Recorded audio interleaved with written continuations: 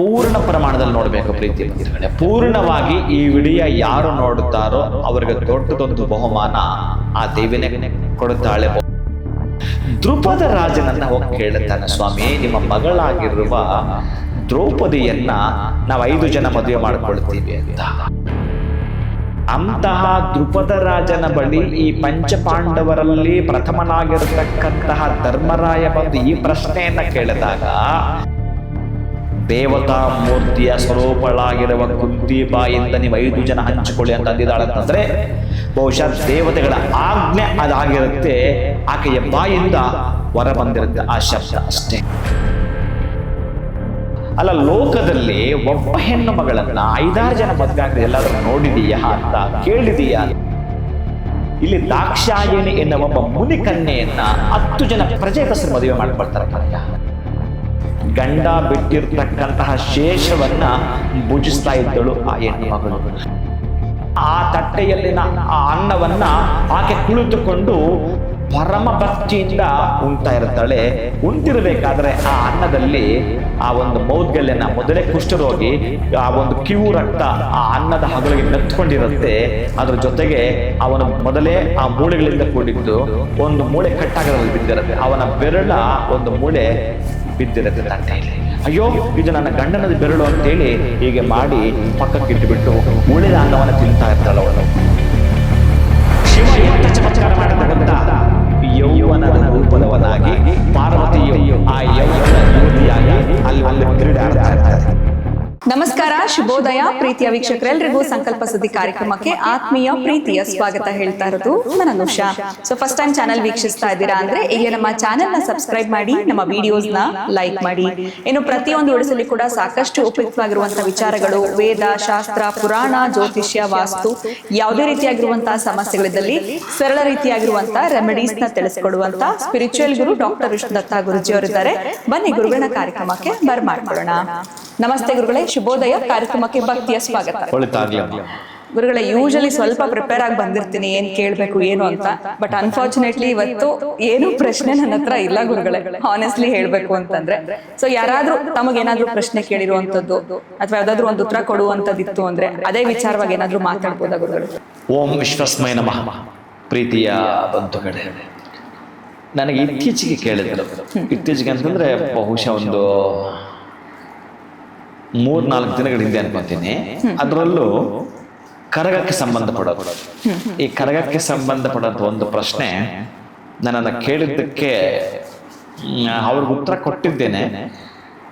ಒಂದಷ್ಟು ಅಲ್ಲಲ್ಲಿ ಕೊಡಬೇಕಾಗತ್ತೆ. ಈಗ ಒಂದಷ್ಟು ವಿಷಯವನ್ನು ಕೊಡೋದಾದರೆ ಕರಗದ ಬಗ್ಗೆ ಅವರು ಕೇಳಿದವರು ಸುರೇಶ್ ಅಂತೇಳಿ JDSನವರು. ಸಮಾಜ ಸೇವೆ ಬಹಳಷ್ಟು ಮಾಡ್ತಾರೆ. ಅವರು ಬಹಳ ಖುಷಿಯಿಂದ ಮಾಡ್ತಾರೆ. ಸಮಾಜ ಸೇವೆಯಲ್ಲಿ ಅವರನ್ನವರು ತೊಡಗಿಸ್ಕೊಂಡ್ಬಿಟ್ಟಿದ್ದಾರೆ. ದೇವೇಗೌಡರಿಗೆ ಬಲಗೈ, ಕುಮಾರಸ್ವಾಮಿಗೆ ಎಡಗೈ, ಹಿಂಗಿರ್ತಾರೆ ಯಾವಾಗಲೂ ಕೂಡ ಅವರು. ವರ್ನಾಡು ಅನ್ನಪೂರ್ಣೇಶ್ವರಿ ಕ್ಷೇತ್ರಕ್ಕೆ ವರ್ಷಕ್ಕೆ 1 ಸಲ ರಥೋತ್ಸವಕ್ಕೆ ಹೂವಿನ ಸುರಿಮಳೆಯನ್ನು ಸುರಿಸ್ತಾರೆ. ಅಲ್ಲಿ ಬಹಳ ಅತ್ಯಂತ ಅದ್ಭುತವಾಗಿರುವ, ಎಲ್ಲಿಯಾದರೂ ಜಾತ್ರೆ ಮಹೋತ್ಸವ ಆಯಿತು ಅಂದ್ರೆ ಅಲ್ಲಿರ್ತಾರೆ ಅವರು. ಅಷ್ಟು ಖುಷಿಯಾಗಿ ದೇವರನ್ನ ನಂಬಿ ಬದುಕಿದವರು ಅವರೆಲ್ಲ.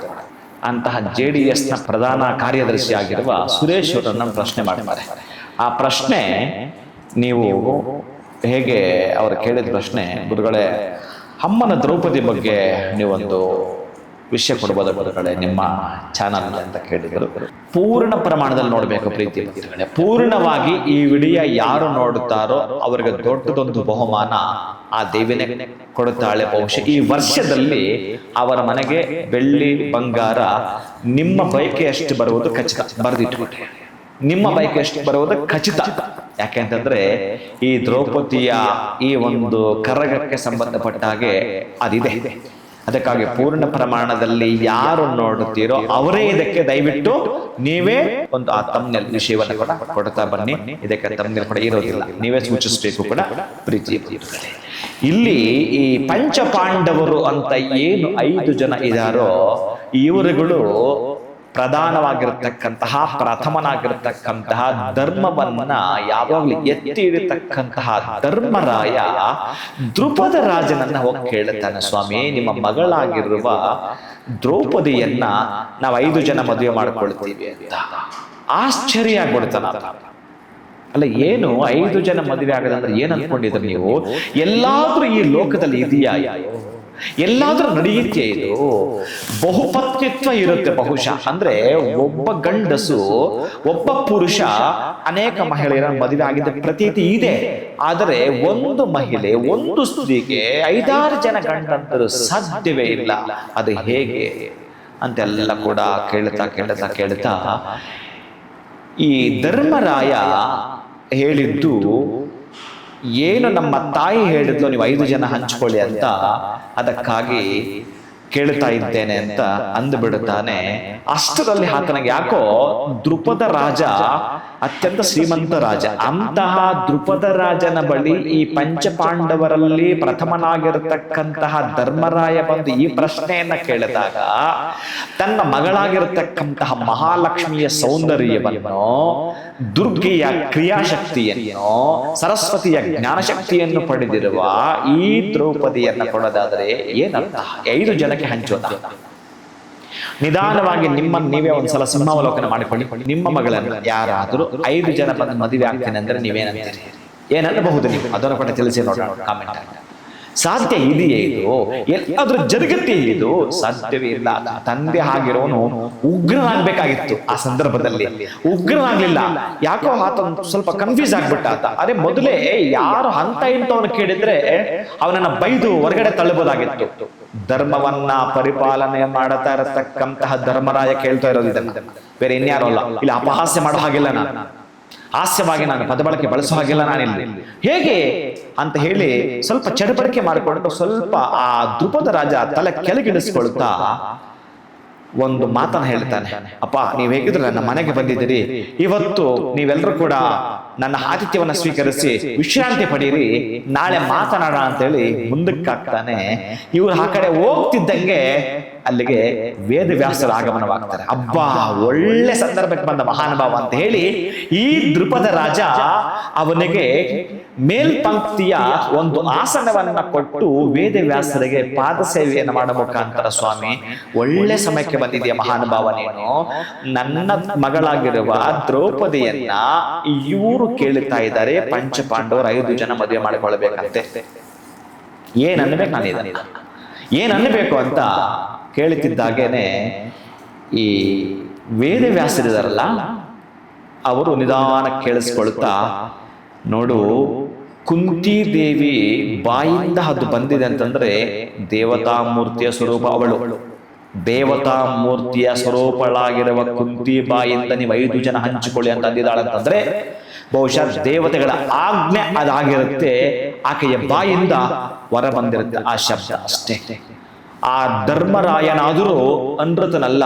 ಅವನಿಗೆ ಯಾವುದೇ ಕಾರಣಕ್ಕೂ ಆ ತರಹದ್ದು ಒಂದೇ ಒಂದು ಪದವನ್ನು ಕೂಡ ಅಪಭ್ರಂಶವಾಗಿ ಮಾತನಾಡಕ್ಕೆ ಬರೋದಿಲ್ಲ. ಬಹುಶಃ ಅವನು ಇದನ್ನೆಲ್ಲ ಹೇಳಿದಾನೆ ಅಂತಂದ್ರೆ ಇಲ್ಲಿ ಏನೋ ಇದೆ, ನೀನು ಒಂದು ಕೆಲಸ ಮಾಡು ಬಾ ಅಂತ ಹೇಳಿ ಅವನ ಕೈಯನ್ನು ಹಿಡಿಕೊಂಡು ಅತ್ಯಂತ ಗೌಪ್ಯವಾಗಿರುವ ಸ್ಥಳಕ್ಕೆ ಹೋಗ್ತಾನೆ. ಯಾರು? ಈ ವೇದವ್ಯಾಸರು ದ್ರುಪದ ರಾಜನ ಕೈ ಹಿಡಿದುಕೊಂಡು ಅವನದೇ ಅರಮನೆಯಾಗಿರುವ ಮತ್ತೊಂದು ಕೋಣೆಯಲ್ಲಿ ಕುಳಿತುಕೊಂಡು ರಹಸ್ಯವಾಗಿ ಬಾಗಲಾಕೊಳ್ತಾ ಒಂದು ಸ್ಟೋರಿಯನ್ನು ಬಿಚ್ಚಿಡುತ್ತಾನೆ. ಆ ಸ್ಟೋರಿಯೇ ಇದಾಗಿರುತ್ತೆ. ದ್ರೌಪದಿಗೆ ಮಾತ್ರವಲ್ಲ ಕಣಪ್ಪ, ಸ್ವಲ್ಪ ನೀನು ಗಮನಿಸ್ತಾವಾ ಅಂತ ಹೇಳಿ ಅವನು ವಿಡಿಯೋ ತೋರಿಸ್ತಾನೆ. ವಿಡಿಯೋ ತೋರಿಸ್ತಾನೆ ಅಂತಂದ್ರೆ ನಿಮ್ಮಗಳಿಗೆ ಯಾರದಾದ್ರೂ ಒಂದು ಮದುವೆ ಆಗಿದ್ರೆ 10 ವರ್ಷದ ಹಿಂದೆ ಈಗ ನೋಡ್ಬೇಕು ಅಂದ್ರೆ ನೀವು ಆ ವಿಡಿಯೋನ, ಆ ಸಂಭ್ರಮವನ್ನ ಮೊದಲೇ ಮಾಡಿರ್ಬೇಕಲ್ಲ. ಹಾಗೆ ಈ ಹಿಂದೆ ಏನಾಗ್ತದೆಲ್ಲ ತಿಳಿಸ್ತೇನೆ ಬಾ ಅಂತ ಹೇಳಿ ವಿಷಯಕ್ಕೆ ಬರುತ್ತಾನೆ. ಮಹಾನುಭಾವನಾಗಿರ್ತಕ್ಕಂತಹ ವೇದವ್ಯಾಸರು ಒಂದೊಂದಾಗಿ ಬಿಚ್ಚಿಡುತ್ತಾರೆ. ಬಚ್ಚಿಟ್ಟಿರೋದನ್ನ ಬಿಚ್ಚಿಡುತ್ತಾರೆ. ಯಾಕಾದ್ರೂ ಈ ಅವತಾರಗಳು ಬೇಕಾಯ್ತು ಅಂತಕ್ಕೆ ದ್ರೌಪದಿ ಅನ್ನವಳಿ ಇಲ್ಲ ಅಂತಿದ್ರೆ ಬಹುಶಃ ನಮ್ಮ ಈ ಭೂಲೋಕದಲ್ಲಿ ಪಾಪಗಳು, ಭ್ರಷ್ಟಾಚಾರಗಳು, ಅನಾಚಾರಗಳು ಈಗ ಎಷ್ಟಿದೆ ಗೊತ್ತಿಲ್ಲ. ಇದರ 10 ಪಟ್ಟು, 100 ಪಟ್ಟು, 1000 ಪಟ್ಟು ತಾಂಡವಾಡ್ತಾ ಇತ್ತು ರೀ. ಆಕೆ ಇದ್ದಿದ್ದಕ್ಕೆ ಒಂದಷ್ಟು ಮಳೆ, ಬೆಳೆ, ಗಾಳಿ ಶುದ್ಧವಾಗಿ ಒಂದಷ್ಟು ಕಡೆ ಕಾಣ್ತಾ ಇದೆ. ಈ ಹಿನ್ನೆಲೆ ಹುಡುಕಿ ನಾವು ಹೊರಟ್ರೆ ಇಲ್ಲಿ ವೇದವ್ಯಾಸರು ಈ ದ್ರುಪದನಿಗೆ ಹೇಳ್ತಾ ಇರೋದು, ಅಪ್ಪ ನೀನು ಕೇಳ್ತಾ ಇದೆಯಲ್ಲ, ಈ ಹಿಂದೆ ಎಲ್ಲಾದ್ರೂ ನಡೆದಿದೆಯಾ? ಅಲ್ಲ, ಲೋಕದಲ್ಲಿ ಒಬ್ಬ ಹೆಣ್ಣು ಮಗಳನ್ನ 5-6 ಜನ ಮದುವೆ ಎಲ್ಲಾದ್ರೂ ನೋಡಿದೀಯಾ ಅಂತ ಕೇಳಿದೀಯಾ ಅಂತ ಈ ದ್ರುಪದ ರಾಜ ಕೇಳಿದಾಗ ಅದನ್ನೇ ವೇದವ್ಯಾಸರು ಹೇಳ್ತಾ ಇದ್ದಾರೆ, ಅಯ್ಯ, ಗೌತಮನ ವಂಶದಲ್ಲಿ ಒಬ್ಬ ಹೆಣ್ಣು ಮಗಳು ಹುಡುಕ್ತಾಳೆ, ಅವಳ ಹೆಸರು ಜಟಿಲ ಅಂತ. ಆ ಜಟಿಲ ಎನ್ನುವ ಹೆಣ್ಣು ಮಗಳನ್ನ 7 ಜನ ಋಷಿಗಳು ಮದುವೆ ಆಗ್ತಾರೆ ಕಣಯ್ಯ.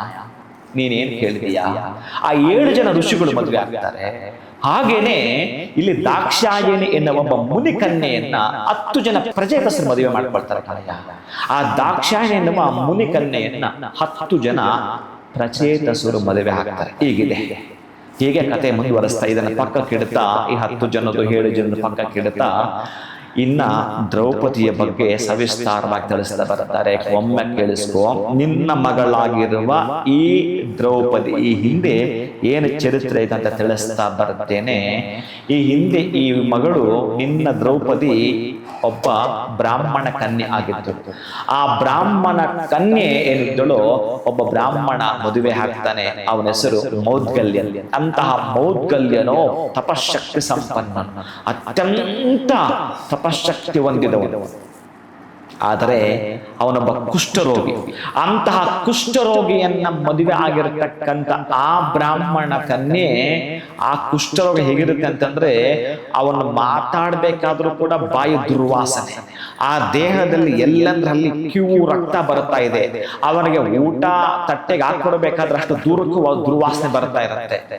ಇಂಥವ ಗಂಡನನ್ನ ಪಡೆದಿರುತ್ತಾಳೆ. ಹಾಗೆ ಒಂದು ದಿನವೂ ಕೂಡ ಅವಳು ಎಲ್ಲಿಯಾದರೂ ಕೂಡ ಅದನ್ನು ನೋಡಿ ಬೇಸರ ಪಟ್ಟಿದ್ದಿಲ್ಲ. ಒಂದೇ ಒಂದು ಕ್ಷಣ ಬೇಸರ ಪಟ್ಟಿದ್ದಿಲ್ಲ.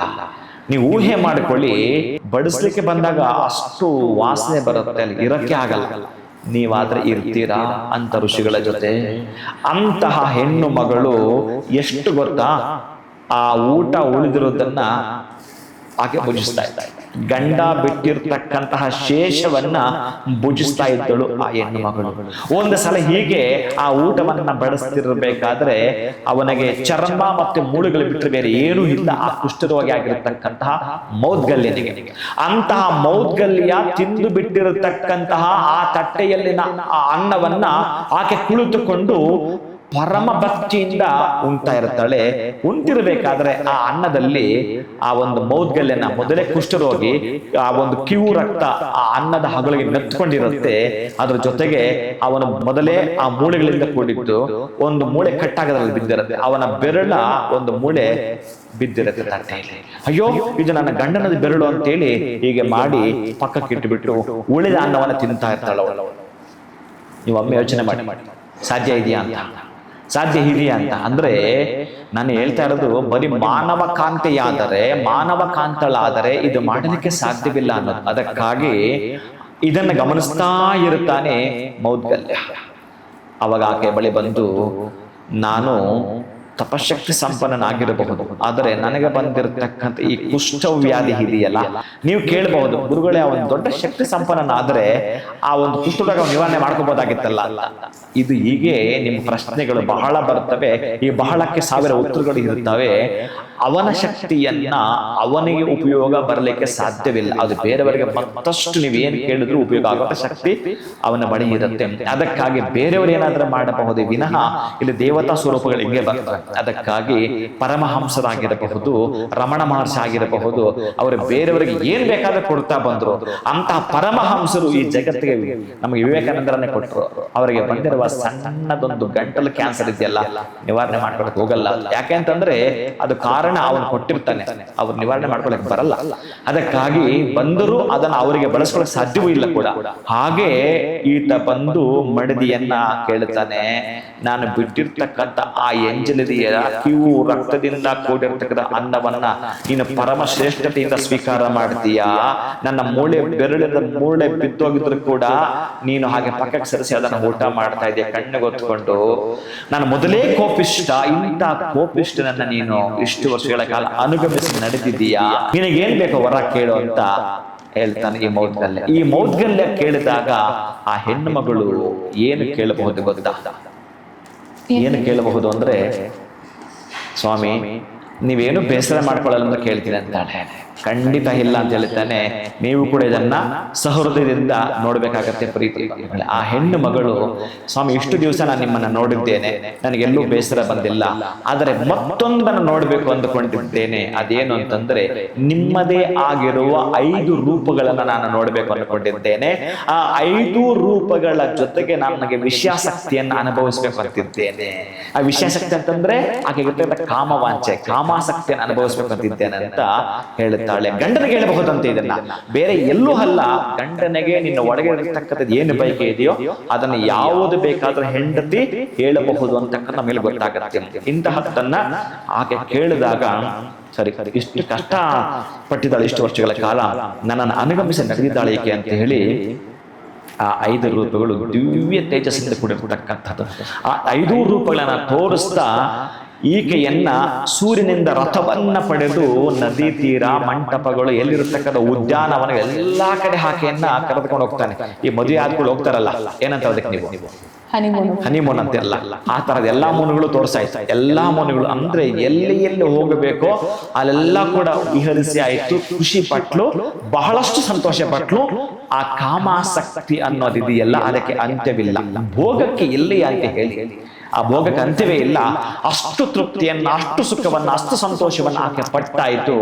ಇನ್ನ ಈತ ಈ ಮೌದ್ಗಲ್ಯ ಇದಾನಲ್ಲ, ನಾನು ಇನ್ನ ಬಹುಶಃ ಇಲ್ಲಿಗೆ ಅಂತ್ಯವನ್ನ ಮಾಡ್ತಾ, ಭೋಗಕ್ಕೆ ಅಂತ್ಯವನ್ನ ಹಿಡಿತಾ ನಿನಗೆ ಎಷ್ಟು ಕೇಳಿದೆ ಅಷ್ಟೆಲ್ಲ ಕೂಡ ನನ್ನ ಕಡೆಯಿಂದ ಕೊಟ್ಟಾಗಿದೆ, ಭೋಗ ಭಾಗ್ಯಗಳನ್ನ ಕೊಟ್ಟ ಹಾಗಿದೆ.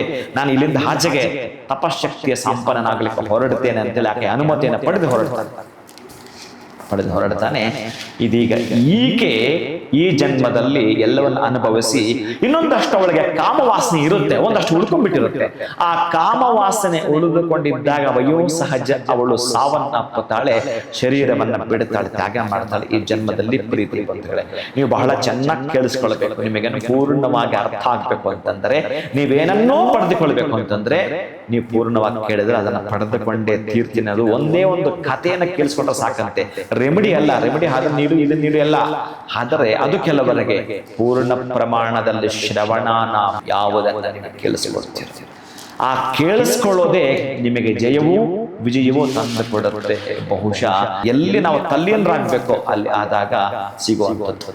ಹಾಗೆ ಈ ಜನ್ಮ ಆಯ್ತು. ನೆಕ್ಸ್ಟ್ ಕಾಶಿರಾಜನ ಮಗಳಾಗಿ ಹುಟ್ಟುತ್ತಾಳೆ ಕಾಶಿ. ಆ ಕಾಶಿರಾಜನ ಮಗಳಾಗಿ ಅಲ್ಲೂ ಕೂಡ ಬಹಳ ಸೌಂದರ್ಯವತಿಯಾಗಿ ಹುಟ್ಟುತ್ತಾಳೆ ಕಾಶಿರಾಜನ ಮಗಳಾಗಿ ಈಕೆ, ಈ ಬ್ರಾಹ್ಮಣ ಕನ್ಯೆ. ಅಲ್ಲಿ ಏನು ಗೊತ್ತಾ, ಇಷ್ಟು ಚೆನ್ನಾಗಿದ್ರು ಅವಳಿಗೆ ಮದುವೆ ಆಗಲ್ಲ. ನೀವು ನೋಡಿರ್ತೀರಿ ಕೆಲವರೆಲ್ಲ ಬಹಳ ಚೆನ್ನಾಗಿರ್ತಾರೆ, ಮದುವೆನೇ ಆಗಲ್ಲ ಕೆಲವರಿಗೆ.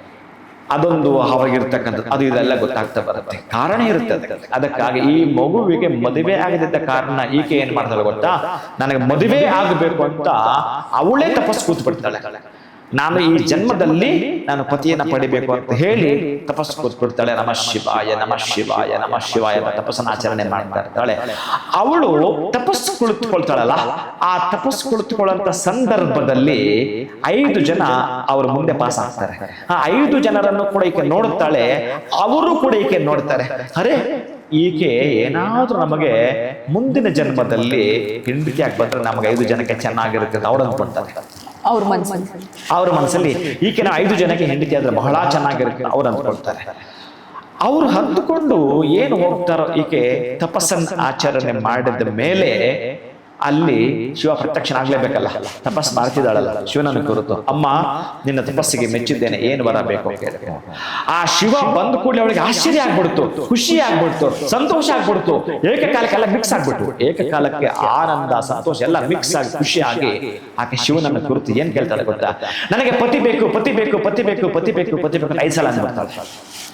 5 ಸಲ ಅಂದದ್ದಕ್ಕೆ ತಥಾಸ್ತು, ನಿನಗೆ 5 ಜನ ಗಂಡಂದಿರು ಈ ಜನ್ಮದಲ್ಲಿ ಸಿಗುತ್ತಾರೆ ಅಂತ ಹೇಳಿ. 5 ಜನ ಗಂಡಂದ್ರು. ಅವಳೇನು ಆ 5 ಜನರತ್ತ ಅನುಭವಿಸ್ಬೇಕು ಅಂತ ಕಾಮ ಇಲ್ಲ ಅವಳಿಗೆ, ಹಾಗಂತೇಳಿ ಅಷ್ಟೊಂದು ದಡ್ಡಿನೂ ಅಲ್ಲ ಅವಳು. ಆಗ ಶಿವನ ತಕ್ಷಣ ಪ್ರಶ್ನೆ ಮಾಡ್ತಾಳೆ, ಏನು ಸ್ವಾಮಿ ಇದು, ಒಬ್ಬನ ಹತ್ರ ಹೇಗೋದೇ ಕಷ್ಟ, ನೀನ್ ತಗೊಂಡಾಗ 5 ಜನ ನನ್ನ ತಗಲಾಕಿದ್ರೆ ಹೇಗೆ ಕಣಯ್ಯ ಶಿವ ಅಂತ ಹೇಳಿ ಆ ಕಾಶಿಯ ಅಣ್ಣನಾಗಿರುವ ಶಿವಣ್ಣನನ್ನ ಪ್ರಶ್ನೆ ಮಾಡುತ್ತಾಳೆ ಈ ಮಹಾತಾಯಿ. ಅಲ್ಲಮ್ಮ, ನನ್ನ ಬಾಯಿಂದ ಏನಾದರೂ ನಿನಗೆ 5 ಜನ ಗಂಡಂದರು 5 ಜನ ಪತಿದೇವರು ನಿನಗೆ ಇರ್ತಾರೆ ಅಂತ ಒಂದು ಸಲ ಅಂತಂದ್ರೆ ಆ ವಾಕ್, ಆ ರುದ್ರ ಅಂತಕ್ಕಂಥ ಆ ಶಿವ ಅಂತಕ್ಕಂಥ ಶಕ್ತಿಯೇ ಧರ್ಮ ಸಂಕೇತವಾಗಿರುತ್ತೆ. ನಾನು ಧರ್ಮದ ಪರಿಪಾಲನೆ ಮಾಡತಕ್ಕಂಥದ್ರಿಂದ ಧರ್ಮವನ್ನು ಎತ್ತಿ ಹಿಡಿಯೋದ್ರಿಂದ ಇದು ಯಾವುದೇ ಕಾರಣಕ್ಕೂ ನಾನು ಹಿಂದೆಗಳು ಬರೋದಿಲ್ಲ. ನೀನು ಕೇಳಿದೆಯಾ 5 ಸಲ 5 ಪತಿಯರನ್ನ ಪಡೆದುಕೊಂಡೇ ತೀರ್ತೀಯಾ ಅಂತ ಹೇಳಿದಾಗ, ಸರಿ ಸ್ವಾಮಿ ನೀನೇನೋ ಮಹಾನುಭಾವ ರುದ್ರ ಕೊಟ್ಟುಬಿಟ್ಟೆ, ಸರಿ ಕೊಡೋ ಹಾಗಿದ್ರೆ ನನಗೆ ಹೀಗೆ ಕೊಡು ಅಂತ ಅವಳೊಂದು ಪ್ರಶ್ನೆ ಕೇಳ್ತಾಳೆ. 5 ಪ್ರಶ್ನೆಗಳು ಕೇಳ್ತಾಳೆ. ಆ 5 ಪ್ರಶ್ನೆಗಳೇ ಹೇಗಿರ್ತವೆ ಅಂತಂದ್ರೆ, ಸ್ವಾಮಿ ಒಂದನೇ, ನನಗೆ ಆ 5 ಜನ ಪತಿಯರಲ್ಲೂ ಕೂಡ ನನಗಿರ್ತಕ್ಕಂತಹದ್ದು ಕನ್ಯತ್ವ ಇದೆಯಲ್ಲ. ಈಗ ಒಬ್ಬ ಪತಿ ದೇವರ ಬಳಿ ನಾನು ಮಲಗಿರ್ತಾರೆ ಮತ್ತೆ ಅವನಿಗೆ ಎಷ್ಟು ಕಾಮವಾಂಛೆ ಇತ್ತು, ನನ್ನನ್ನು ಅದೇ ಆಸಕ್ತಿ ಮತ್ತೊಬ್ಬನಲ್ಲೂ ಕೂಡ ಇಡುತ್ತಾ ನನಗೂ ಅದೇ ಆಸಕ್ತಿ ಇರಬೇಕು, ಅಲ್ಲೂ ಕನ್ಯತ್ವ ಇರಬೇಕು. ಮತ್ತೊಬ್ಬನ ಬಳಿ ಹೋದ್ರು ಅಲ್ಲಿ ಕನ್ಯತ್ವ ಇರಬೇಕು. ಹೀಗೆ ಕನ್ಯತ್ವದಲ್ಲೇ ನಾನು ಉಳಿದಿರಬೇಕು. ನನಗೆ ಅಂತ ಕೊಟ್ಟಾಯ್ತು. ಎರಡನೆಯದು, ನನಗೆ ಅಂತಹ ತೇಜಪುಂಜವಾಗಿರತಕ್ಕಂತಹ ಬಲ ಯುಕ್ತಿ ಶಕ್ತಿ ಇರೋವನ್ನ ಕರುಣಿಸು ಕೊಟ್ಟಾಯ್ತು. ಮತ್ತೆ ನನಗೆ ಯಾವಾಗಲೂ ಸೌಮಂಗಲ್ಯವನ್ನೇ ಕೊಟ್ಟಾಯ್ತು. ಅದಕ್ಕಾಗಿ ಈ ತರಹದ 5 ಅಂಶಗಳನ್ನು ಕೂಡ ಆ ಒಂದು ಶಿವ ಆ ಹೆಣ್ಣು ಮಗುವಿಗೆ ಅನುಗ್ರಹ ಮಾಡ್ತಾನೆ. ಅನುಗ್ರಹ ಮಾಡದ ಮೇಲೆ, ಸರಿ ನೀನೊಂದು ಕೆಲಸ ಮಾಡು, ನಿನಗೆ ಇಷ್ಟೆಲ್ಲ ಪಡ್ಕೊಳ್ಬೇಕು ಅಂತಂದ್ರೆ ನೀನು ಗಂಗಾ ನದಿ ತೀರಕ್ಕೆ ಹೋಗಿ ಅಲ್ಲಿ ಇಂದ್ರ ಬರ್ತಾನೆ, ಅವನನ್ನ ಕರೆದುಕೊಂಡು ಬಾ ಅಂತ ಹೇಳಿ ಶಿವ ಹೊರಟೋಗ್ತಾನೆ. ಅಲ್ಲಿ ಈ ಹೆಣ್ಣು ಮಗಳು ಕಾದಿರ್ತಾಳೆ ಇವನು ಬರ್ತಾನೆ ಅಂತ. ಇವನು ಬರಬೇಕಾಗಿತ್ತು, ಇಂದ್ರ ಅನ್ನುವವನು ಬರ್ಲಿಲ್ಲ. ಅವನೆಲ್ಲ ಹೋಗಿದ್ದಾನೆ ಗೊತ್ತಾ? ಬ್ರಹ್ಮಲೋಕಕ್ಕೆ ಹೋಗಿದ್ದಾನೆ. ಬ್ರಹ್ಮಲೋಕಕ್ಕೆ ಹೋಗಿ ಅಲ್ಲಿ ಬ್ರಹ್ಮದೇವನನ್ನ ಕುರಿತು ಕೇಳ್ತಾನೆ, ಅಲ್ಲ ಸ್ವಾಮಿ, ಆ ಯಮ ಅನ್ನುವನು ಹೋಗಿ ಧ್ಯಾನಕ್ಕೆ ಕುಳಿತು ಬಿಟ್ಟಿದ್ದಾರೆ, ಚಾತುರ್ಮಾಸದ ಯಾಗವನ್ನ ಮಾಡ್ತಾ ಇದ್ದಾನೆ. ಅವನು ಆ ನೈಮಿಷಾರಣ್ಯದಲ್ಲಿ ಕುಳಿತುಕೊಂಡು ಚಾತುರ್ಮಾಸವನ್ನ ಮಾಡ್ತಾ ಇದ್ದಾನೆ. ಸರಿ, ಮಾಡಿದ್ರೆ ಈಗೇನು ಅಂತ ಬ್ರಹ್ಮದೇವ ಕೇಳ್ತಾನೆ.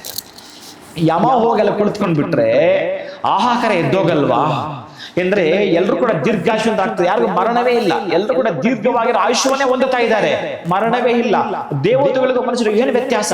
ಅವ್ರಿಗೂ ಮರಣ ಇಲ್ಲ, ನಮಗೂ ಮರಣ ಇಲ್ಲ, ಏನು ಮಾಡೋದು ಅಂತ ಹೇಳಿದಾಗ ಆಗ ಬ್ರಹ್ಮದೇವ ನಕ್ಕು ಹೇಳುತ್ತಾನೆ, ಒಮ್ಮೆ ಅಯ್ಯ, ಆ ಒಂದು ಯಮನ ಒಂದು ಅಂಶ ಕೇಳ್ತಾ ಇದೆಯಲ್ಲ, ಆ ಒಂದು ಭೂಲೋಕದಲ್ಲಿ ಪಾಪ ತಾಂಡವ ಮಾಡ್ತಾ ಇದೆ. ಆ ಪಾಪ ತಾಂಡವ ಭ್ರಷ್ಟಾಚಾರ, ಅನಾಚಾರ, ಅತ್ಯಾಚಾರ ಏನು ತಾಂಡವ ಮಾಡ್ತಾ ಇದೆ, ಅದೆಲ್ಲವೂ ಕೂಡ ನೀಗಬೇಕಾದ್ರೆ ಅವನ ತಪಸ್ಸು ಮಾಡಲೇಬೇಕು. ಆ ಯಮನ ಒಂದು ಅಂಶ ಇಂದ್ರನ ಅಂಶದ ಒಳಗೆ ಸೇರಿ 5 ಜನ ಅದನ್ನ ಸಂಹಾರ ಮಾಡ್ತಾರೆ. ಭೂಮಿ ಮೇಲೆ ಇರತಕ್ಕಂತಹದ್ದನ್ನ ಪಾಪ ಭೂಯಿಷ್ಠವನ್ನ ಸಂಹಾರ ಮಾಡುತ್ತಾರೆ ಅಂತ ಸೂಕ್ಷ್ಮ ಗಮನಿಸ್ಬೇಕು. ನೀವು ತುಂಬಾ ಅಂದ್ರೆ ತುಂಬಾ ಸೂಕ್ಷ್ಮವಾಗಿ ಗಮನಿಸಿದರೆ ಮಾತ್ರ ಅವನ ಅಲ್ಲಿ ಕುಳಿತುಕೊಂಡು ಧ್ಯಾನ ಮಾಡೋದಕ್ಕೂ ನೈಮಿಷಾರಣ್ಯದಲ್ಲಿ ಈ ಭೂಮಿ ಮೇಲೆ ಇರತಕ್ಕಂತಹ ಪಾಪವನ್ನ ಪರಿಹರಿಸಲ್ಪಡಬೇಕಾದರೆ, ಕತ್ತರಿಸಲ್ಪಡಬೇಕಾದ್ರೆ, ಸಂಹರಿಸಲ್ಪಡಬೇಕಾದ್ರೆ ಅಲ್ಲಿರ್ತಕ್ಕಂಥ 5 ಅಂಶಗಳು ಹೇಗೆ ಬರ್ತಾವಂತಂದ್ರೆ ಆ ಯಮನ ಒಂದು ಅಂಶವೂ ಕೂಡ ಅದಕ್ಕೆ ನಿನ್ನ ಅಂಶದಲ್ಲಿ ಮರಣವಾಗತ್ತೆ, ಸಂಹರಿಸಲ್ಪಡುತ್ತೆ, 5 ಅಂಶಗಳ ಮುಖಾಂತರ ಹೋಗುವಂತೆ ಕಳಿಸಿಕೊಡುತ್ತೆ ಇಂದ್ರನನ್ನ ಆ ಒಂದು ಬ್ರಹ್ಮದೇವ. ಆವಾಗ ಈತ ತಟ್ಟನೆ ಇಲ್ಲಿಗೆ ಬರ್ತಾನೆ. ಆ ನದಿ ತೀರಕ್ಕೆ ಬಂದು ಕೂಡ್ಲೆ ಈ ಹೆಣ್ಣು ಮಗಳು ಶಿವ ಕರೆದಿದ್ದಾನೆ ಬಾ ಅಂತಂದ್ರೆ ಅವನೇನು ಪೆದ್ದಾನ ಬಂದ್ಬಿಡಕ್ಕೆ ಬರ್ತಾನೆ. ಹಾಗೆಲ್ಲ ಕರೆದ್ರೆ ಇಂದ್ರ ಮಹಾಪರಾಕ್ರಮಿ, ಮಹಾಬಲಶಾಲಿ ಅಂತವನು ಹೇಗೆ ಅಷ್ಟು ಬೇಗ ಬಂದ್ಬಿಡ್ತಾನೆ? ಸರಿ, ಇವನು ಹೀಗೆಲ್ಲ ಕರೆದ್ರೆ ಬರಲ್ಲ ಅಂತೇಳಿ ಈ ಹೆಣ್ಣು ಮಗಳು ಒಂದಷ್ಟು ಎತ್ತರದಲ್ಲಿ ನಿಂತ್ಕೊಂಡು ಕಣ್ಣೀರ್ ಆಗ್ತಿರ್ತಾಳೆ. ಕಣ್ಣೀರ್ ಅಂತಂದ್ರೆ ದುಃಖಕ್ಕೆ ಆಗ್ತದೆ ಅನ್ಕೋಬಾರ್ದು ನೀವು, ಯೋಗದ ಕಣ್ಣೀರು ಕೂಡ ಹಾಗೆ ಇರ್ತದೆ. ಆ ಕಣ್ಣೀರ್ ಹನಿಗಳು ನದಿಯಲ್ಲಿ ಬೀಳ್ತಾ ಇದೆ.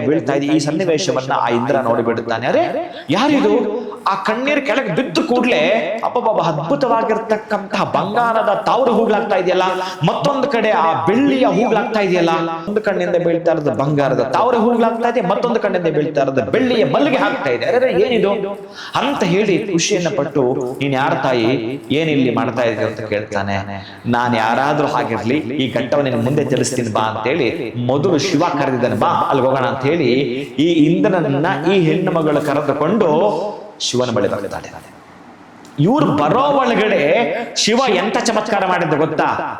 ಯೌವನದ ರೂಪದವನಾಗಿ, ಪಾರ್ವತಿಯು ಆ ಯೌವನದ ಯುವತಿಯಾಗಿ ಅಲ್ಲಿ ಒಂದು ಕ್ರೀಡೆ ಆಡ್ತಾ ಇರ್ತಾರೆ. ಯೌವನದಲ್ಲಿರ್ತಕ್ಕಂಥ ನೀವು ನೋಡಿರ್ತೀರಲ್ಲ ಈ ಕಾಲೇಜ್ ಮಕ್ಕಳು ಏನೇನ್ ಮಾಡ್ತಿರ್ತಾರೆ ಉದ್ಯಮ ಕುಳಿತುಕೊಂಡಂತ, ಹಾಗೆ ಈ ಪಾರ್ವತಿ ಪರಮೇಶ್ವರರು ಕೂಡ ಕೈಲಾಸದ ಆ ಒಂದು ಗುಹೆಯ ಒಳಗಡೆ ಕುಳಿತುಕೊಂಡು ಇವರಿಬ್ಬರು ತಲ್ಲೀರಾಗಿದ್ದಾರೆ. ಈ ಇಂದ್ರ ಬಂದಿರೋ ಜನ ಗಮನಿಸ್ಲಿಲ್ಲ, ಹಾಗೆ ನಾಟಕ ಮಾಡ್ತಿದ್ದಾನವ.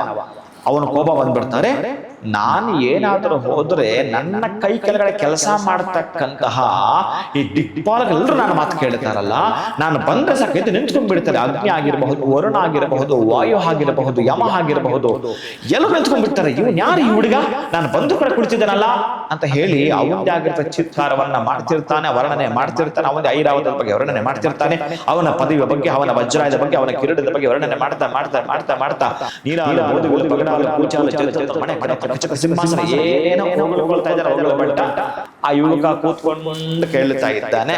ಕೇಳ್ತಾ ಕೇಳ್ತಾ ಕೇಳ್ತಾ ಹೌದಾ, ಒಮ್ಮೆ ಸ್ವಲ್ಪ ಆ ಕನ್ನೆಯನ್ನು ಮುಟ್ಟು ಅಂತ ಹೇಳ್ತಾನೆ. ಮುಟ್ತಾನೆ, ದಪ್ಪ ಅಂತ ಕೆಳಗೆ ಬಿಡ್ತಾನೆ. ಪಾರ್ವತಿ ಅಲ್ವಾ, ಆ ಶಕ್ತಿನ ಮುಟ್ಟಕ್ಕೆ ಸಾಧ್ಯ ಇದೆಯಾ? ಮುಟ್ಟದ ಕೂಡ್ಲೆ ಕಳ್ಸ್ಕೊಳ್ತಾನೆ. ಅಹಂಕಾರ ಮುರಿದು ಹೋಗ್ಬಿಡ್ತಾರೆ ಪೂರ್ಣವಾಗಿ. ಮುರಿದೋದ್ ಕೂಡ್ಲೆ ಸ್ವಾಮಿ ನೀನು ಯಾರು ಅಂತ ಕೇಳ್ತಾನೆ. ನಾನು ಯಾರೋ ನೀನ್ ಯಾರ ಮೇಲೆ ಮಾತಾಡೋಣ ಬಾಯಿ ಇಲ್ಲ ನಿಮಿಷ ಅಂತ ಹೇಳಿ ಅವನನ್ನ ಇಂದ್ರನ ಕರೆದು, ಶಿವ ನೋಡು ಅಲ್ಲಿ ಇದೆಯಲ್ಲ ಗುಹೆ, ಅವಳ ಸಣ್ಣದೊಂದು ಕಲ್ಲಿದೆ, ಆ ಕಲ್ಲನ್ನ ತೆಗಿ. ಆ ಕಲ್ಲು ತೆಗೆದ ಕೂಡ ನಿನಗೇನು ಕಾಣುತ್ತೋ ಒಮ್ಮೆ ಗಮನಿಸು ಅಂತ ಶಿವ ಹೇಳ್ತಾನೆ. ಇಂದ್ರ ಆ ಕಲ್ಲನ್ನ ಪಕ್ಕಕ್ಕೆ ಸರಿಸಿ ನೋಡಿದ್ರೆ 4 ಜನ ಕಾಣುತ್ತಾ ಇದ್ದಾರೆ. ಒಂದನೇದು ವಿಶ್ವಭುಕ್, ಎರಡನೇದು ಭೂತಧಾಮ, ಮೂರನೇದು ಶಿಬಿ, 4ನೇದು ಶಾಂತಿ. ಈ 4 ಜನ ಸೇಮ್ ಇವನು ಹೇಗಿದ್ದಾರೋ ಇಂದ್ರ ಹಾಗೇ ಇದ್ದಾರೆ. ಇವನ ಬಳಿಯೂ ವಜ್ರಾಯುಧವಿದೆ, ಅವನ ಬಳಿಯೂ ವಜ್ರಾಯುಧವಿದೆ. ಇವನ ಬಳಿಯೂ ಕಿರೀಟವಿದೆ, ಅವನ ಬಳಿಯೂ ಕಿರೀಟವಿದೆ. ಎಲ್ಲವೂ ಸೇಮ್ ಥೇಟ್ ಕಾಣ್ತಾ ಇದೆ. ಆಶ್ಚರ್ಯ ಆಗ್ಬಿಡ್ತಾನೆ. ಆಗ ಶಿವನ ಕಡೆ ಸ್ವಲ್ಪ ತಿರುಗಿ ನೋಡ್ತಾನೆ. ಯೌವನಾವಸ್ಥೆಯಲ್ಲಿ ಶಿವ ಕಂಗೊಳಿಸ್ತಾ ಇದ್ನಲ್ಲ, ಆತನನ್ನ ಪ್ರಶ್ನೆ ಮಾಡ್ತಾನೆ, ಏನು ಮಹಾನುಭಾವ ಆಯ್ತು. ಆಗ ಧರ್ಮ ಪಾಲನೆಗಾಗಿ ಇವೆಲ್ಲ ನಡೀತಿರುತ್ತವೆ. ಈ ಹಿಂದೆ ಹಾಗೆ ರಾಜ್ಯ ಪರಿಪಾಲನೆ ಮಾಡಿದ ಇಂದ್ರರವರು, ಆ 4 ಜನ ಇಂದ್ರರು ನೀನೊಬ್ಬ ಸೇರಿ ಈ 5 ಅಂಶಗಳು ಇದೀಗ ಭೂಲೋಕದಲ್ಲಿ ತಾಂಡವ ಆಡಬೇಕು ಅಂತ ಶಿವನ ಆಜ್ಞೆ ಇರುತ್ತೆ. ಇದರ ಹಿಂದೆಗಡೆ ರಹಸ್ಯವಾಗಿ ಶಿವನ ಶಕ್ತಿ ಅಡಕವಾಗಿರುತ್ತೆ.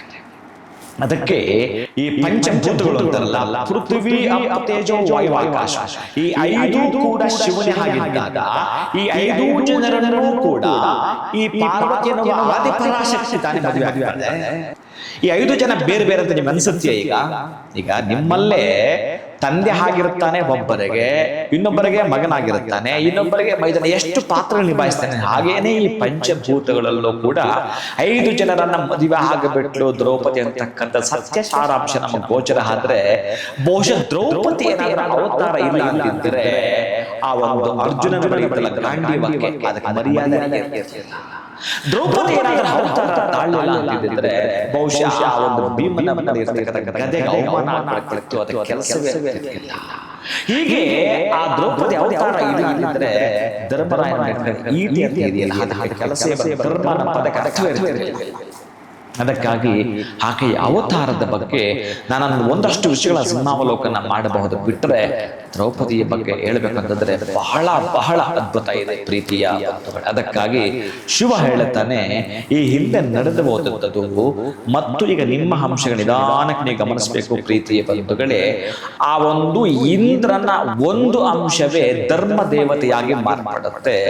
ಆ ಇಂದ್ರನ ಮತ್ತೊಂದು ಅಂಶವೇ ವಾಯು ರೂಪದಲ್ಲಿರ್ತಕ್ಕಂಥ ಭೀಮನಾಗುತ್ತೆ.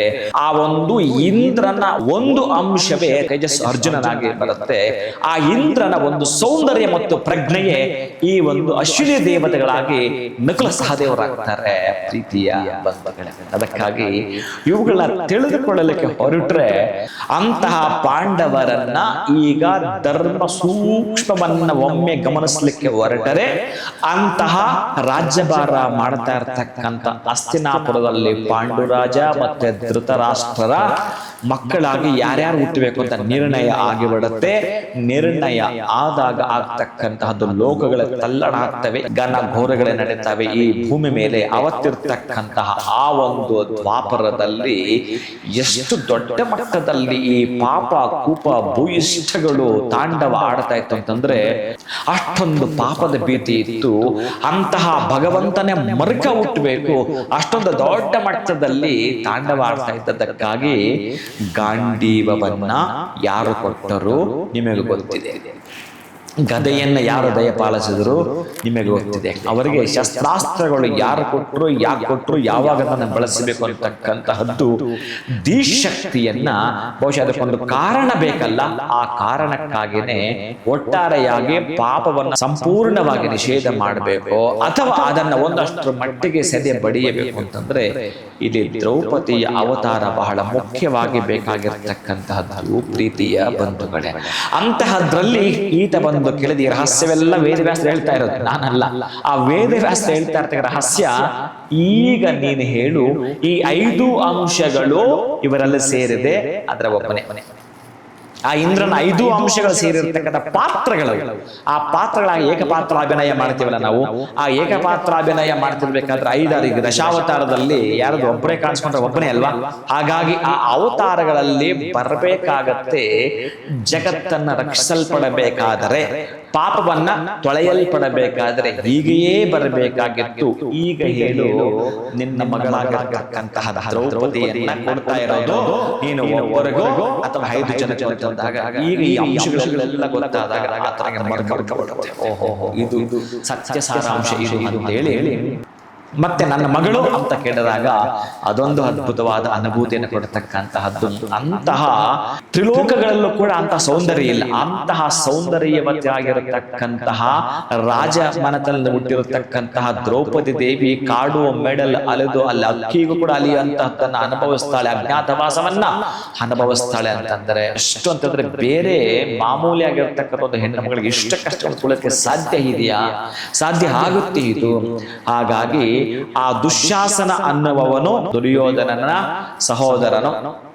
ಇಷ್ಟೆಲ್ಲ ಆದ ಮೇಲೆ ನಿಮಗಿನ್ನ ವಿಷಯಕ್ಕೆ ಬರುತ್ತೇನೆ.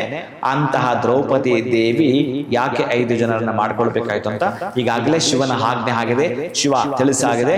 ಇಲ್ಲಿರ್ತಕ್ಕಂತಹದ್ದು ಮಹಾಭಾರತದ ಪರ್ವದ ಕಡೆ ನಾವೇನಾದ್ರೂ ಗಮನಿಸಿದ್ರೆ ಬಹುಶಃ ಆ ಸೌಂದರ್ಯವನ್ನ ಇವರು ಒಂದ್ಸಲ ಏನ್ ಮಾಡ್ತಾರೆ ಅಂತಂದ್ರೆ, ಈ ಪಂಚಪಾಂಡವರು ಕೋಟ್ಯಾನುಕೋಟಿ ಜನಗಳಿಗೆ ಅನ್ನದಾನವನ್ನ ಮಾಡ್ತಿರ್ತಾರೆ. ಸಡಗರ ಸಂಭ್ರಮ ರಾಜ್ಯಭಾರವನ್ನು ಅಷ್ಟು ಚೆನ್ನಾಗಿ ಮಾಡ್ತಾ ಇರ್ತಾರೆ, ಅಷ್ಟು ಚೆನ್ನಾಗಿ ಮಾಡ್ತಾ ಇರ್ತಾರೆ. ಎಲ್ಲೂ ಕೂಡ ಯಾವುದೇ ಮೂಲೆಯಲ್ಲಿ ಕೂಡ ಅದಕ್ಕೆ ರಾಜ ಅನ್ನುವವನು ರಾಜ್ಯದ ಪರಿಪಾಲನೆ ಮಾಡಬೇಕಾದ್ರೆ ಸಂಸ್ಕಾರ ವಿತ್ ಸಂಸ್ಕೃತಿ ಇಟ್ಟುಕೊಂಡು ಪೊಲಿಟಿಕಲ್ ಮಾಡಬೇಕು. ಬರೀ ನಾನು ರಾಜಕೀಯ ಒಂದೇ ಮಾಡ್ತೀನಿ ಅಂತಂದ್ರೆ ಈ ಆತ್ಮವಿಲ್ಲದ ಶರೀರ ಶವದ ಹಾಗೆ. ಅದಕ್ಕಾಗಿ ಒಬ್ಬ ರಾಜನಿಗೆ ಅಂತ ಸಂಸ್ಕಾರ ಸಂಸ್ಕೃತಿ ಎರಡೂ ಇದ್ರೆ ರಾಜಕೀಯ ವಿತ್ ಸಂಸ್ಕಾರ ಒಂದು ನಾಣ್ಯದ 2 ಮುಖಗಳು ಇದ್ರೆ ಮಾತ್ರ ಸಾಧ್ಯ ಆಗುವಂಥದ್ದು. ಹಾಗೆ ಎರಡೂ ಇದ್ದಂತ ರಾಜ ಧರ್ಮರಾಜ. ಆ ಒಂದು ಧರ್ಮರಾಯ ಎಂಥವನು ಅಂತಂದ್ರೆ ಅವನ ಬಗ್ಗೆ ಸೋತಿರೋ ರಾಜರು ಕೂಡ ಬಂದು ಶರಣಾಗತರಾಗಿ ನಮ್ಮ ರಾಜ ನೀನೇ ನಡೆಸೋ ಅಂತೇಳಿ ಶರಣಾಗತರಾಗ್ತಿರಂತೆ. ಅವನ ಧರ್ಮದ ಬಗ್ಗೆ ಕೇಳಿಕೊಂಡು ಅವನು ಮಾಡ್ತಾ ಇರ್ತಕ್ಕಂಥ ದಾನ ಧರ್ಮಾದಿಗಳನ್ನ ಅಪ್ಪಿತಪ್ಪಿಯೂ ಕೂಡ ಆತನ ಬಾಯಿಂದ ಒಂದು ಅನೃತ ಶಬ್ದ ಬರ್ಲಿಕ್ಕೆ ಸಾಧ್ಯವೇ ಇಲ್ಲ. ಆಗಿರ್ತಕ್ಕಂತಹ ಧರ್ಮರಾಯನ ಬಗ್ಗೆ ಎಷ್ಟು ಹೇಳಿದ್ರು ಕಡಿಮೆಯೇ. ಅಂತಹ ಧರ್ಮರಾಯ ಒಂದು ಸಲ ರಾಜಸೂಯಾಗವನ್ನ ಮಾಡ್ತಿರ್ಬೇಕಾದ್ರೆ ಪಟ್ಟದ ರಾಣಿಯಾಗಿ ಮೆರಿತಾ ಇರತಕ್ಕಂತಹ ಈ ದ್ರೌಪದಿ ಎಲ್ಲರೂ ಬಂದಿರ್ತಾರೆ, ಆನಂದವಾಗಿ ಖುಷಿಯನ್ನ ಹಂಚಿಕೊಳ್ತಾ ಸಡಗರ ಸಂಭ್ರಮ ಮಾಡ್ತಿರ್ಬೇಕಾದ್ರೆ ನಮ್ಮ ಯಜಮಾನನ ಆ ಯಜಮಾನನ ಸಹೋದರನ್ನ ನೀನು ಸೋಲಿಸಕ್ಕೆ ಎಷ್ಟೋ ಪ್ರಯತ್ನ ಪಟ್ಟಿಯಲ್ಲ ಅಂತೇಳಿ ದುರ್ಯೋಧನನ ನೋಡಿ ನಕ್ಕು ಬಿಡುತ್ತಾಳೆ. ಇದು ಮಹಾಭಾರತ ನಡೆಯಲಿಕ್ಕೆ ಕಾರಣ ಆಗಿತ್ತು. ಎಷ್ಟು ಸಲ ನೀನು ಪ್ರಯತ್ನ ಪಟ್ಟಿದೆಯಲ್ಲ ಅಂದ್ರೆ ಧರ್ಮನೇ ಗೆಲ್ಲುತ್ತಿರೋದು ಗೊತ್ತಾಯ್ತಾ ಅಂತ ಅಂತಿರ್ತಾಳೆ. ಬಹುಶಃ ಅವನು ಅಲ್ಲಿಂದ ಕುಹಕವನ್ನ ಪ್ರಾರಂಭಿಸ್ತಾನೆ. ಇನ್ನು ಅಲ್ಲಿ ಅವನು ಮತ್ಸರವನ್ನ ಇಟ್ಕೊಂಡು ಎಣಿತಾನೆ. ಅವಳ ಸೌಂದರ್ಯದ ರಾಶಿಯನ್ನ ನೋಡಿ ಏನಾದ್ರೂ ಮಾಡಿ ಒಟ್ಟಾರೆ ಇವಳು ನನ್ನ ವಶ ಮಾಡ್ಕೋಬೇಕು, ಇಲ್ಲ ಇವಳಿಂದ 5 ಜನ ಜಗಳ ಇಟ್ಟು ಇವರನ್ನು ಸಂಹಾರ ಮಾಡಬೇಕು ಅನ್ನೋ ಶಪಥವನ್ನ ಮಾಡಿಬಿಡುತ್ತಾನೆ ದುರ್ಯೋಧನ. ಅವನು ಮಾಡಿದ್ದರ ಶಪಥ ಮಹಾಭಾರತವೇ ನಡೆದೋಯ್ತು. ಒಟ್ಟಾರೆ ಇದಕ್ಕೆಲ್ಲ ಕೂಡ ಕಾರಣ ಇದೆ, ಶಿವನದ ಕಾರಣ ಇದ್ದೇ ಇದೆ. ಯಾಕಂದ್ರೆ 100 ಜನದ ಪಾಪ ತೊಳಿಲೇಬೇಕಲ್ಲ. ಆ 100,000 ಆಗ್ತವೆ, 1,000 ಲಕ್ಷ ಕೋಟಿ ಆಗ್ತವೆ ಅಂತಂದ್ರೆ ಅದನ್ನ ಸಂಹಾರ ಮಾಡಬೇಕು ಅಂತಂದ್ರೆ ಬಹುಶಃ ಇವೆಲ್ಲವೂ ಬೇಕಾಯ್ತು ಅನ್ನೋದು ನಮ್ಗೆ ಗೊತ್ತಾಗುವಂತದ್ದೇ. ಇನ್ನು ಮುಂದೆ ನಿಮಗೆಲ್ಲ ಗೊತ್ತಿದೆ. ಆದ್ರೂ ಒಂದಷ್ಟು ವಿಷಯವನ್ನ ನಿಮಗೆ ತಿಳಿಸ್ತಾ ಬರ್ತೇನೆ. ಆವಾಗ ಈ ಪಗಡೆ ಆಟಕ್ಕೆ ಕರೀತಾನೆ, ಈ ಮಹಾನುಭಾವ ಬಂದು ಬಿಡ್ತಾನೆ, ಸೋತೋಗ್ತಾನೆ. ಸೋತೋದ ಮೇಲೆ ಬಹುಶಃ ಎಷ್ಟು ಗೊತ್ತಾ, ಅಲ್ಲೂ ಕೂಡ ಕೃಷ್ಣನನ್ನ ಕರೆದು ಇದರಿಂದ ಒಂದ್ಸಲ ತಪ್ಪಿಸ್ತಾಳೆ. ಅವನ ಅನುಮತಿಯನ್ನು ಪಡೆದುಕೊಂಡು ಸೋತೋಗಿದ್ರು ಕೂಡ ಆಗತ್ತೆ. ಮತ್ತೆ ಎರಡನೇ ಸಲ ಕೂತ್ಕೊಳ್ತಾನೆ, ಅಲ್ಲೂ ಸೋತೋಗ್ತಾನೆ. ಈ ಧರ್ಮರಾಯ ಒಂದೇ ಸೋಲಲ್ಲ, ಏನೋ ಮಾಡಿ ದುರ್ಯೋಧನ ನಿನ್ನ ಪತ್ನಿಯನ್ನು ಕರೆ ಅಂತಾಳೆ. ಆ ಪತ್ನಿ ಕೂಡ ಪಗಡೆ ಹಾಡಿಸಿ ದ್ರೌಪದಿಯಿಂದಲೂ ಕೂಡ ಸೋಲು, ಅಂದ್ರೆ ದ್ರೌಪದಿ ಕೂಡ ಸೋತೋಗ್ತಾಳೆ. ಆವಾಗ ಇವನ ಮನೆ ಎಲ್ಲಾ ಕೆಲಸಗಳು ದಾಸಿಯಾಗಿ ದ್ರೌಪದಿ ಮಾಡ್ಬೇಕಾಗತ್ತೆ. ಎಲ್ಲಾ ಕೆಲಸ ಮಾಡ್ತಿರ್ತಾಳೆ. ಒಂದೇ ಸಲ ಅವನ ಕೋಣೆಗೆ ಹೋಗಿ ಕೆಲಸವನ್ನ ಮಾಡ್ಬೇಕಾಗತ್ತೆ. ಒಂದ್ಸಲ ಎಳ್ಕೊಂಡು ಬಾ ಅಂತ ಹೇಳ್ತಾನೆ. ದುಶ್ಯಾಸನ ಹೋಗಿ ಎಳ್ಕೊಂಡು ಬರ್ತಾನೆ. ಎಳ್ಕೊಂಡು ಬರಬೇಕು ಅಂತ ಹೋಗೋ ಒಳಗಡೆ ಆಕೆ ಬಚ್ಚಿಟ್ಕೊಳ್ತಾಳೆ. ಹೋಗಿ ಧೃತರಾಷ್ಟ್ರನ ಬಳಿ ಬಚ್ಚಿಟ್ಕೊಳ್ತಾಳೆ. ಅವನು ಅಲ್ಲಿಗೂ ಹೋಗ್ತಾನೆ. ಮತ್ತೆ ಅಲ್ಲಿರ್ತಕ್ಕಂತಹ ಭೀಷ್ಮ ಪಿತಾಮಹ ಅಲ್ಲ ಬಚ್ಚಿಟ್ಕೊಳ್ತಾಳೆ. ಅಲ್ಲೂ ಹೋಗ್ತಾನೆ ಅವನು. ಸರಿ, 100 ಜನ ಹೆತ್ತಿರತಕ್ಕಂತಹ ಈ ಹೆಣ್ಣಿದಾಳ ಗಾಂಧಾರಿ, ನನ್ನ ಅತ್ತೆ ಆಗ್ಬೇಕಲ್ಲ, ಹೇಗಿದ್ರು ಅಲ್ಲೂ ಬಚ್ಚಿಟ್ಕೊಳ್ತಾಳೆ. ಅಲ್ಲೂ ಕೂಡ ಆಕೆಗೆ ರಕ್ಷಣೆ ಸಿಗಲಿಲ್ಲ. ವಿಕರ್ಣನೊಬ್ಬ ಆ ಸಂದರ್ಭದಲ್ಲಿ ಕಾಪಾಡ್ತಾನೆ. ಹೀಗೆ ಅವಳ ಕಷ್ಟಗಳು ಅವರಿಂದ ಅನುಭವಿಸಿದಳು ಬೇಕಾದಷ್ಟು ಅನುಭವಿಸಿದ ದ್ರೌಪದಿಯ ಕತೆ ಬಹಳ ಅದ್ಭುತವಾದ ಪೇಳಲಾಸದಳ. ಅಂತಹ ದ್ರೌಪದಿಗೆ ಬಹುಶಃ ಅವನೊಂದ್ಸಲ ಸಭೆಯಲ್ಲಿ ಕುಳಿತುಕೊಂಡು, ಬಾ ನನ್ನ ತೊಡೆ ಮೇಲೆ ಕುಳಿತುಕೋ ಬಾ ಅಂತ ಹೇಳಿ ಸನ್ನೆ ಮಾಡ್ತಾನೆ. ದ್ರೌಪದಿಗೆ ಬಹಳ ನೋವಾಗುತ್ತೆ, ಬೇಸರ ಪಡ್ತಾನೆ. ಈ ಸನ್ನಿವೇಶವನ್ನ ನೋಡ್ತಾ ಇರುತ್ತಾನೆ ಭೀಮ. ನಿನ್ನ ತೊಡೆಯನ್ನ ನಾನು ಯುದ್ಧದಲ್ಲಿ ಮುರಿತೇನೆ ಅಂತ ಶಪಥ ಮಾಡ್ತಾನೆ. ಹಾಗೆ ಬಹಳ ನೋವನ್ನು ಹೊಂದ್ತಾಳೆ. ಮತ್ತೆ ಇವರ ಆಜ್ಞೆಯ ಪ್ರಕಾರ ಇವರು ವನವಾಸಕ್ಕೆ ಹೋಗಲೇಬೇಕಾಯ್ತು. ವನವಾಸ ಮಾಡಾಯ್ತು. ಆನಂತರ ಅಜ್ಞಾತವಾಸ ಕೂಡ ಮಾಡಾಯ್ತು, ನಿಮ್ಗೆ ಗೊತ್ತಿರತಕ್ಕಂಥದ್ದು. ಆನಂತರ ಯಾವುದೇ ಒಂದು ಹಳ್ಳಿಯನ್ನು ಕೊಡೋದಿಲ್ಲ ಅಂತ ಹೇಳಿದಾಗ ಧರ್ಮರಾಯ ಕೃಷ್ಣನ ಬಳಿ, ಹೇಗಿದ್ರು ಕೂಡ ಭಾವ ಅಲ್ವಾ, ಭಾವನಾಗಿರೋವರನ್ನ ಒಂದು 5 ಹಳ್ಳಿಯಾರು ನಮಗೆ ಕೊಡಕ್ಕೆ ಕೇಳು ಅಂತೇಳಿ ಹೇಳಿ ಕಳ್ಸಕ್ ಪ್ರಯತ್ನ ಪಡ್ತಾರೆ. ಯಾರು? ಕೃಷ್ಣ ಸಂಧಾನ ಮಾಡೋದಿಲ್ಲ ಹೋಗಿ. ಇದನ್ನ ಕೇಳಿಸ್ಕೊಳ್ತಾ ಇರ್ತಾಳೆ ಯಾರು? ದ್ರೌಪದಿ. ಬೇಡವೇ ಬೇಡ, ನಮಗೆ 5 ಹಳ್ಳಿ ಬೇಡ, ಏನು ಬೇಡ. ಆವಾಗ ಅವಳು ಶಬ್ದ ಮಾಡಿದ, ಅಣ್ಣ ನೀನು ನನಗೆ ಅಣ್ಣನೇ ಆದ್ರೆ ನೀನು ಸುಭದ್ರೆಗೆ ಹೇಗೆ ಅಣ್ಣನೋ ಹಾಗೆ ನನಗೂ ಅಣ್ಣ ನೀನೊಂದು ನನಗೆ ಮಾತು ಕೊಡು. ಅವನ ತೊಡೆ ಮೇಲೆ ಕುಳಿತುಕೊಂತಂದ, ಅವನ ತೊಡೆ ಮುರಿಯಬೇಕು. ಆ ದುಶ್ಯಾಸನನ್ನ ದರ ಅಂತ ಹೇಳ್ಕೊಂಡ್ ಬಂದಲ್ಲ ಸಭೆಗೆ, ನನ್ನ ಕೂದಲು ಹಿಡ್ಕೊಂಡು ಅವನ ಹೃದಯ ಬಗ್ಗು ಬಡಿಬೇಕು, ನಾನು ಅದನ್ನು ನೋಡ್ಬೇಕು ಅಂತಾಳೆ. ಆವಾಗ ಕೃಷ್ಣ ಯಥಾರ್ಥವಾಗಲ್ಲಿ ಮಗಳೇ, ನೀನ್ ಏನ್ ಅನ್ಕೊಂತೀವಿ ಹಾಗೆ ನಡಿಲ್ಲ ಅಂತ ಹೇಳ್ತಾನೆ. ಅಲ್ಲಿಂದ ಆಚೆಗೆ ಆಕೆಗೆ ಹಸಿವಿತ್ತು, ಆ ನೋವಿತ್ತು, ದುಃಖ ಇತ್ತು. ಇದರ ನಂತರವೇ ಯುದ್ಧ ಆದದ್ದು. ಅವನ ಎದೆ ಬಗೆದದ್ದು ಭೀಮ. ಆ ರಕ್ತವನ್ನು ತಗೊಂಡ್ಬಂದು ಆಕೆಗೆ ಆ ಒಂದು ಕೂದಲಿಗೆ ಎಣ್ಣೆ ರೂಪದಲ್ಲಿ ಹಚ್ಚದ್ದು, ಆ ನಂತರ ತೊಡೆಯನ್ನ ಮುರಿದದ್ದು. ನಿಮಗೆಲ್ಲ ಗೊತ್ತಿರ್ತಕ್ಕಂತಹದ್ದೇ ಪ್ರೀತಿ ಬಂಧುಗಳೇ. ಇನ್ನೂ ಕೂಡ ಕತೆ ಕಂಪ್ಲೀಟ್ ಆಗಿಲ್ಲ, ಆಗೋದು ಇಲ್ಲ. ಕಾರಣ ಏನು ಅಂತಂದ್ರೆ ಅಷ್ಟು ದೊಡ್ಡದಾಗಿದೆ ಈ ಒಂದು ದ್ರೌಪದಿಗೆ ಸಂಬಂಧಪಟ್ಟಾಗಿರ್ತಕ್ಕಂಥ ಇನ್ನು ಮುಂದುವರೆದ ಭಾಗ. ಎಷ್ಟು ದಿನಗಳು ನಡೆಯಿತು ನಿಮಗೆಲ್ಲ ಗೊತ್ತಿದೆ. ಯುದ್ಧ ಎಷ್ಟು ದಿನಗಳಲ್ಲಿ ನಡೆಯಿತು ಅಂತಕ್ಕಂತಹದ್ದು ಕೂಡ ನಿಮಗೆ ಗೊತ್ತಿದೆ. ಯಾರ್ಯಾರು ಹತರಾದ್ರು ಅದು ನಿಮಗೆ ಗೊತ್ತಿದೆ. ಯಾರ ಹೆಸರಲ್ಲಿ ಯಾರ ತರ್ಪಣ ಬಿಟ್ರು ಅದು ನಿಮಗೆ ಗೊತ್ತಿದೆ. ಎಲ್ಲಿ ನಿಮಗೆ ಸತ್ಯಂವದ ಧರ್ಮಾಂಚರ ಅನ್ನೋದ್ರಲ್ಲಿ ಎಲ್ಲಿ ಉಳಿಕೊಳ್ತು, ಧರ್ಮ ಕೊನೆಗೆ ಉಳಿದುಕೊಳ್ತು ಅಂತಕ್ಕಂತಹದ್ರಲ್ಲಿ ಇವರು ಸ್ವರ್ಗಾರೋಹಣ ಮಾಡುವಾಗ ಅಲ್ಲಿ ಮೊದಲು ಬಿದ್ದದ್ದೇ ಈ ಒಂದು ದ್ರೌಪದಿ ಅಂದ್ರೆ ಸೋಮಂಗಲ ಓದದ್ದು. ಇದೆಲ್ಲ ನೀವು ಕೇಳಿದ್ದಾರೆ. ಈ ಪಂಚ ಪಾಂಡವರನ್ನ ನಾನು ನಿಮಗೆ ಈ ಹಿಂದೆ ಯಾರು ಅಂತ ತಿಳಿಸಬೇಕಾಗಿತ್ತು, ಅದನ್ನ ತಿಳಿಸಿದ್ದೇನೆ. ಯಾರು ಯಾವ ರೂಪಗಳಲ್ಲಿ ಇರ್ತಾರೆ ಅದನ್ನ ಕೂಡ ತಿಳಿಸ್ತಾ ಬಂದಿದ್ದೇನೆ. ಇದೀಗ ಮುಖ್ಯವಾಗಿರತಕ್ಕ ಒಂದು ಸಬ್ಜೆಕ್ಟ್ ಏನು ಅಂತಂದರೆ ಆ ಖಡ್ಗವನ್ನ ವರ್ತಕದಿದೆ. ಆ ದ್ರೌಪದಿಯ ನೀರು ಏನು ಬಿತ್ತು, ಒಂದು ಕಣ್ಣಿನಂತೆ ಬಿದ್ದಿರತಕ್ಕಂತಹದ್ದು ಆ ಅಮೃತ ಬಿಂದುಗಳು ಸುವರ್ಣ ಪುಷ್ಪಗಳಾಗಿ ಒಂದು ಕಡೆ, ಬೆಳ್ಳಿಯ ಪುಷ್ಪಗಳಾಗಿ ಒಂದು ಕಡೆ. ಹಾಗೇನೆ ಆ ಬೆಳ್ಳಿಯ ಪುಷ್ಪಗಳು ಹಾಗೇನೆ ಮೇರು ಹಾಗೆ ನಿಂತು ಬಿಡುತ್ತೆ. ಆ ಮೇರು ರೂಪದಲ್ಲಿ ಕರಗವನ್ನು ಈಗಲೂ ಮಾಡ್ತಾರೆ.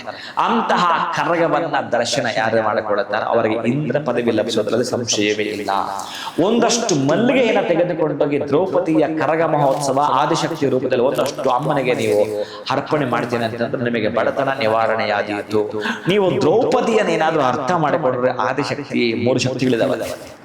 ಹಾಗೆ ಒಂದು ಸೇವೆಯನ್ನ ಮಾಡ್ತೀನಿ ಅಂತಂದ್ರೆ ಬಹುಶಃ ಕರಗಕ್ಕೆ ಹೋಗಿ ನೀವೊಂದು ಸೇವೆಯನ್ನ ಮಾಡ್ತೀನಿ ಅಂತಂದ್ರೆ ಅತ್ಯಂತ ಅದ್ಭುತಗಳೇ ಜರುಗುವಂಥದ್ದು. ದ್ರೌಪದಿಯ ವಿಶೇಷ ನಾನು ಇಲ್ಲಿಗೆ ನಿಲ್ಲಿಸಿಲ್ಲ. ಆದರೂ ನಿಮಗೆ ಈ ಒಂದು ಕರಗಕ್ಕೆ ಸಂಬಂಧಪಟ್ಟಾಗಿರ್ತಕ್ಕಂಥ ವಿಷಯ ಏನು ಬೇಕೋ ಅಷ್ಟರ ಮಟ್ಟಿಗೆ ನೀವು ತಿಳಿದುಕೊಳ್ಳುತ್ತಾ ಸರ್ವ ಕಾರ್ಯೇಷು ವಿಜೀಭವ ಅನ್ನೋದನ್ನ ಪಡೆದುಕೊಳ್ತೀರ ಅಂತಂದ್ರೆ ಎಲ್ಲಿಯಾದರೂ ಕರಗ ಮಹೋತ್ಸವ ನಡೀತಾ ಇದ್ರೆ ಅಲ್ಲಿ ನಿಮ್ಮ ಸೇವೆಯನ್ನ ಮಾಡತಕ್ಕಂತಹದ್ದು ಆದಿಶಕ್ತಿ ರೂಪಿಣಿಯಾಗಿರ್ತಕ್ಕಂತಹ ದ್ರೌಪದಿ ದೇವಿಯ ಕೃಪೆಗೆ ನೀವು ಒಳಗಾಗ್ತೀರಂತ ಈ ಸಂದರ್ಭದಲ್ಲಿ ನಾನು ಭಾವಿಸಿದ್ದೇನೆ ಪ್ರೀತಿಯ ಬಂಧುಗಳೇ. ಖಂಡಿತ ಗುರುಗಳೇ, ಪ್ರತಿ ಊರುಗಳಲ್ಲೂ ಕೂಡ ಕರ್ಗ ನಡೀತಾ ಇರುತ್ತೆ ಅಂತ ಹೇಳ್ಬೋದು. ಆದ್ರೆ ಬಹಳ ವಿಶೇಷ ಬೆಂಗಳೂರು ಕರ್ಗ ತುಂಬಾ ಸುಪ್ರಸಿದ್ಧ ಕರ್ಗ ಅಂತಾನೆ ಹೇಳ್ಬೋದು. ಆದ್ರೆ ಪ್ರಶ್ನೆ ಏನೂ ಇಲ್ಲ ಅಂದ್ರೆ ಎಷ್ಟು ಅದ್ಭುತವಾಗಿರುವಂತ ವಿಚಾರನ ಇವತ್ತು ತಿಳಿಸ್ಕೊಟ್ರಿ. ಆ ಕತೆ ಕೇಳ್ತಾರೆ ನಮಗೂ ಒಂಥರ ಕ್ಯೂರಿಯಾಸಿಟಿ ಆಗ್ತಿತ್ತು, ನೆಕ್ಸ್ಟ್ ಏನಾಗತ್ತೆ, ಯಾರು ಬರ್ತಾರೆ, ಯಾವ ಪಾತ್ರಗಳು ಬರುತ್ತೆ, ಇದೇ ರೀತಿ ಆಲೋಚನೆಯನ್ನ ಮಾಡ್ತಾ ಇದ್ವಿ. ದ್ರೌಪದಿ ಬಗ್ಗೆ ಬೇಸಿಕ್ ಅಷ್ಟೇ ಗೊತ್ತಿರುತ್ತೆ, ಬಟ್ ಇಷ್ಟು ಡೀಟೇಲ್ ಆಗಿ ಇನ್ನೂ ಇದೆ ಅಂತಾನೆ ಹೇಳ್ತಾ ಇದ್ದೀರಾ. ಶಿವ ಆಗಿರ್ಬೋದು ಬರುವಂತದ್ದು, ಸೊ ಒಂದ್ ರೀತಿ ಅದ್ಭುತವಾಗಿ ಇತ್ತು ಅಂತಾನೆ ಹೇಳ್ಬೋದು ಗುರು. ಅಂದ್ರೆ ನೀವ್ ಹೇಳ್ತಾ ಇದ್ರೆ ಕಥೆನ ನಾವು ಇಮ್ಯಾಜಿನ್ ಮಾಡ್ಕೊಳ್ತಾ ಹೋದ್ರೆ ಸಂಪೂರ್ಣವಾಗಿ ನೋಡ್ಬೇಕು ಅಂತ ನೀವು ಅದಕ್ಕೆ ಹೇಳಿದ್ರಿ. ಆದ್ರೆ ಕೊನೆಯಲ್ಲಿ ಹೇಳಿದ್ರಿ ಎಲ್ಲೇ ಕರ್ಗ ಮಹೋತ್ಸವ ಜರುಗ್ತಾ ಇದ್ರು ಹೋಗಿ ಮಲ್ಲಿಗೆ ನರ್ಪಿಸುವಂತದ್ದು ಅಥವಾ ನಮ್ಗೆ ಏನ್ ಬೇಕು ಅದನ್ನ ಪಡ್ಕೊಳ್ಬೇಕು ಅಂತಂದ್ರೆ ದ್ರೌಪದಿಯನ್ನ ನಾವು ಹೇಗೆ ಅಲ್ಲಿ ಮಲ್ಲಿಗೆನ ನೀಡ್ಬೇಕಾಗತ್ತೆ ಅನ್ನೋದ್ರ ಬಗ್ಗೆ ನಮ್ಗೆ ಅದ್ಭುತವಾಗಿ ತಿಳಿಸ್ಕೊಟ್ರಿ. ಇದು ನೀವು ಏನು ಕೇಳಿದ್ರು ಎಲ್ಲೆಲ್ಲಿ ಪ್ರಶ್ನೆಗಳು ಹೇಗೆ ಉಟ್ಕೊಳ್ತೇವೆ ಅಂತಂದ್ರೆ ಈ ಶಿವನಿಗೇನು ಕೆಲಸ ಇಲ್ವಾ? ಈಗ ನನ್ನ ಪ್ರಶ್ನೆ ಇಷ್ಟೇ, ಈ ಧರ್ಮರಾಯ, ಭೀಮ, ಅರ್ಜುನ, ನಕುಲ, ಸಹದೇವ ಈ 5 ಜನರಿಗೆ ಒಂದೊಂದು ಹೆಂಡತಿ ಕೊಟ್ಟಿದೆ, ನಾನು ಅಪ್ಪನ ಮನೆ ಗಂಟೆ ಹೋಗ್ತಿತ್ತ? ಸುಮ್ಮನೆ ಪ್ರಶ್ನೆ ಮಾಡಿಕೊಳ್ಳೋಣ. ಈಗ ಪ್ರಶ್ನೆ ತೆಗೆದರೆ ಆತನಿಗೊಂದು ಮಡದಿ, ಈತನಿಗೊಂದು ಹೆಂಡತಿ, ಆತನಿಗೊಂದು ಮಡದಿ ಕೊಟ್ಟಿದ್ರೆ ಏನಾಗುತ್ತಿತ್ತು ಅಂತ ಶಿವನಿಗೆ ಗೊತ್ತಿದೆ ಎಲ್ಲ ಕೂಡ. ಅದಕ್ಕಾಗಿನೇ ಈ ಪಂಚಭೂತಗಳಿಗೆ ಸಂಬಂಧಪಟ್ಟ 5 ಅಂಶಗಳನ್ನ ಕ್ರೋಢೀಕರಿಸೋದು ಗೊತ್ತು, ಅದನ್ನ ವಿಭಜನೆ ಮಾಡೋದು ಗೊತ್ತು ಮತ್ತು ಕ್ರೋಢೀಕರಿಸೋದು ಗೊತ್ತು. ಅದಕ್ಕಾಗಿನೇ ಹೀಗೆ ಮಾಡ್ತಾನೆ. ಬಿಟ್ರೆ ಅದಕ್ಕೆ ಹೇಳಿದ್ರು ದ್ರೌಪದಿ ಅನ್ನುವವಳು ಏನಾದ್ರೂ ಇಲ್ಲ ಅಂತಿದ್ದರೆ, ಆ 5 ಜನಕ್ಕೆ ಸಂಬಂಧಪಟ್ಟ ಒಂದು ಶಕ್ತಿ ಇಲ್ಲ ಅಂತಿದ್ದರೆ ಬಹುಶಃ ಗಾಂಡೀವಕ್ಕೆ ಕೆಲಸವಿಲ್ಲ, ಗದೆಗೂ ಕೆಲಸವಿಲ್ಲ, ಈಟಿಗೂ ಕೆಲಸವಿಲ್ಲ, ಪಾಪ ಬೆಳೆದು ಆ ಪಾಪ ಬೆಳೆಯಬಾರದು ಅಂತಂದರೆ ಶಿವನ ಆಜ್ಞೆ ಹೀಗೆ ಇರುತ್ತೆ. ಒಂದೇ ಒಂದು ಡಾಟಷ್ಟು, ಒಂದೇ ಒಂದು ಅಣುವಿನ ತುಣುವಿನಷ್ಟು ಕೂಡ ಶಿವ ಅದನ್ನ ಕಾರಣವಿಲ್ಲದೆ ಏನೂ ಮಾಡಿರ್ಲಿಕ್ಕೆ ಸಾಧ್ಯವಿಲ್ಲ. ಪ್ರೀತಿ ಬಂಧುಗಳೇ, ಇದೇ ನೀವು ಕೇಳಬೇಕಾದ್ರೂ ಕೂಡ ಶಿವನು ನಿಮಗೆ ಆಜ್ಞೆ ಮಾಡಿದ್ರೆ ಮಾತ್ರ ನೀವು ಕೇಳ್ತೀರಿ. ನೀವು ಇದರಲ್ಲಿ ಏನ್ ತಿಳ್ಕೊಳ್ಬೇಕು ಆ ಸಾರವನ್ನ ತೆಗೆದುಕೊಳ್ತೀರಿ. ನೀವು ಮಾಡಬೇಕಾದ್ರೆ ಕಾಮೆಂಟ್ಸ್ ಅಲ್ಲಿ ನೀವೇ ಹೆಸರು ಕೊಡ್ತಾ ಬನ್ನಿ. ಈ ಹೆಸರು ಕೊಟ್ಟಿದ್ದು ಚೆನ್ನಾಗಿತ್ತು ಈ ವಿಡಿಯೋಗೆ, ಈ ಹೆಸರು ಕೊಟ್ಟಿದ್ರೆ ಚೆನ್ನಾಗಿತ್ತು ಈ ವಿಡಿಯೋಗೆ, ಅಥವಾ ಏನು ಗೊತ್ತಿಲ್ಲ ಗುರುಗಳೇ ಮೂಕ ವಿಸ್ಮೃತರಾಗಿ ಒಂದು ಸಿಂಬಲ್ ಹಾಕ್ಬಿಡ್ತೀವಿ ಅಂತಂದ್ರೆ ಹರಿಓಂ ಹರಿಓಂ ಹರಿಓಂ ಅಂತ ಹಾಕ್ತೀರಿ. ಓಂ ದ್ರೌಪದಿ ದೇವಿಯ ನಮಃ, ಆದಿಪರಾಶಕ್ತಿಯ ನಮಃ ಅಂತ ಹೇಳಿ ಸೂಚಿಸ್ತೀರಿ, ಅಥವಾ ನಿಮಗೆ ಏನು ಬರುತ್ತೋ ಆ ವಿಷಯವನ್ನ ಕೊಡ್ತಿರ್ತೀರಿ. ಪ್ರೀತಿಯ ಬಂಧುಗಳೇ, ಮುಂದುವರೆದ ಭಾಗದಲ್ಲಿ ಇನ್ನೂ ಬಹಳ ಇದೆ. ಎಷ್ಟು ಇದೆ ಅಂತಂದ್ರೆ ಈ ಪಂಚಪಾಂಡವರ ಮಕ್ಕಳಾಗಿರಬಹುದು, ಉಪ ಪಾಂಡವರಾಗಿರ್ಬಹುದು, ಅಲ್ಲ ಅಶ್ವತ್ಥಾಮ ಬರೋದಾಗಿರ್ಬಹುದು, ಇವರು ಗುರುಗಳಾಗಿರ್ಬಹುದು. ಗುರುಗಳಿಗೆ ಗುರುಗಳು ಯಾರು ಅಂತಂದ್ರೆ ಕುಂತಿ ದೇವಿ ಗುರುಗಳಿಗೆ ಗುರುರಿ. ಇದೆಲ್ಲಿಂದ ಎಲ್ಲಿಗೆ ನಾನು ಆ ಪರ್ವಗಳನ್ನ ತೆಗೆದು ಮಾತಾಡಬೇಕಾದ್ರೆ ಬಹುಶಃ ಅದಕ್ಕೆ ಹೇಳಿದ್ದು, ನೀವು ಮಹಾಭಾರತ ಒಂದು ಓದಿದ್ರೆ ಗೊತ್ತಾಗಲ್ಲ, ಅದರ ಜೊತೆಗಿರ್ತಕ್ಕಂತಹ ಪುರಾಣಗಳನ್ನು ಒಮ್ಮೆ ನೀವು ಏನಕ್ಕೆ ನೋಡಿದರೆ ಬಹುಶಃ ನಿಮ್ಮಲ್ಲಿ ಒಳಗಡೆ ಇಮ್ಯಾಜಿನ್ ಮಾಡ್ಕೊಳ್ಬೇಕು, ಹೇಗೆ ಹೇಗೆ ಹೇಗೆ ಹೀಗೆ ಮಾಡ್ಕೊಳ್ತಕ್ಕಂಥದ್ದು. ಆ ಒಂದು ದ್ರುಪದ ರಾಜನ ಬಳಿ ವೇದವ್ಯಾಸರ ಬರೋದು, ಇದೊಂದು ಸ್ವಲ್ಪ ಸನ್ನಿವೇಶವನ್ನ ಚಿತ್ರಕಥೆ ಮಾಡ್ಕೊಂಡು ಒಮ್ಮೆ ನೀವು ಅವಲೋಕನ ಮಾಡ್ಕೊಳ್ಳಿ. ಈ ಯಾವುದು ಎಲ್ಲಿ ಏನು ಅಂತ ನಿಮ್ಗೆ ಗೊತ್ತಾಗ್ಬಿಡತ್ತೆ. ನೀವು ಪಡ್ತಾರ ಕಷ್ಟಗಳು ಕೂಡ ಕಾರಣ ಇದ್ದೇ ಇರುತ್ತೆ, ನೀವು ಪಡ್ಕೊಳ್ತಾ ಸುಖಕ್ಕೂ ಕೂಡ ಕಾರಣ ಇದ್ದೇ ಇರುತ್ತೆ ಅನ್ನೋದನ್ನ ನಿಮಗೆ ಬಹುಶಃ ಈ ತದಂಶದಲ್ಲಿ ಗೊತ್ತಾಗ್ಬೋದು ಅನ್ಕೋತೀನಿ. ಖಂಡಿತ ಗುರುಗಳೇ, ಇದು ಈ ವಿಶೇಷವಾಗಿರುವಂತ ವಿಚಾರವನ್ನ ಇವತ್ತು ತಿಳ್ಕೊಂಡಿದ್ದು ಬಹಳ ಅದ್ಭುತ ಅಂತಾನೆ ಹೇಳ್ಬೋದು. ಯಾಕಂದ್ರೆ ನಾಳೆನೆ ಬೆಂಗಳೂರು ಕರ್ಗ ಕೂಡ ಬರ್ತಾ ಇದೆ. ಬಟ್ ನಿಮ್ಮ ನಾಲೆಜ್ ಬಂತು, ಹ್ಯಾಟ್ಸ್ ಆಫ್ ಹೇಳಲೇಬೇಕು ಗುರುಗಳೇ. ಈ ಕಥೆನ ಎಷ್ಟು ಸರಾಗವಾಗಿ, ಇನ್ನಷ್ಟು ಇದೆ ಆದ್ರೆ ಎಷ್ಟು ಇಂಪಾರ್ಟೆಂಟ್ ಇದೆಯೋ ಅಷ್ಟನ್ನ ಮಾತ್ರ ನಮಗೆ ತಿಳಿಸಿಕೊಟ್ಟಿದ್ದೀರಾ, ಅರ್ಥ ಮಾಡೋ ರೀತಿನಲ್ಲಿ ತಿಳಿಸಿಕೊಟ್ಟಿದ್ದೀರಾ. ಧನ್ಯವಾದಗಳು ತಮಗೆ. ನಮಸ್ಕಾರ ಗುರುಗಳೇ. ಹರೇ ಶ್ರೀನಿವಾಸ. ಏನು ಇವತ್ತಿನ ವಿಡಿಯೋವನ್ನ ಮುಗಿಸುವಂತಹ ಸಮಯ ಆಗಿದೆ. ನಮಸ್ಕಾರ.